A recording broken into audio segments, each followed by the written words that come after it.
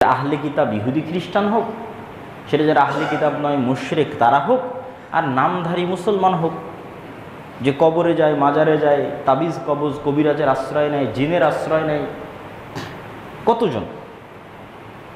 তাহলে এতগুলো বাতিলীলা কেউ রব হওয়ার প্রমাণ দিতে পারতেছে না, তারপরেও মানুষ তাদের ইবাদত করতেছে। তাহলে এবার চিন্তা করেন, যেই দিন দাজ্জাল রব হওয়ার প্রমাণ দিয়ে দিবে, সেই দিন মানুষের কি হবে? রব হওয়ার প্রমাণ ছাড়াই মানুষ বাতিল ইলাহের ইবাদত করতেছে। আর আল্লাহ পবিত্র কোরআনে চ্যালেঞ্জ করতে থাকলেন যে এদের প্রমাণ দিতে বলো এরা রব কিনা। রব যদি না হয় ইবাদত করিও না, ইবাদতের যোগ্য নয়। তাহলে এবার দাজ্জাল তো রব হওয়ার প্রমাণ দিয়ে দিবে। দাজ্জাল মৃতকে জীবিত করবে, আর আদেশে আসমান থেকে বৃষ্টি বর্ষণ হবে, জমিন থেকে ফসল উৎপাদন হবে, জান্নাত দেখাবে, জাহান্নাম দেখাবে, আপনার মৃত দাদা দাদিকে জীবিত অবস্থায় পেশ করে দিবে।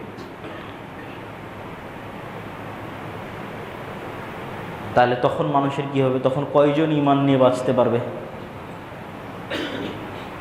এই জন্য দাজ্জালের ফিতনা পৃথিবীর সবচেয়ে বড় ভয়াবহ ফিতনা,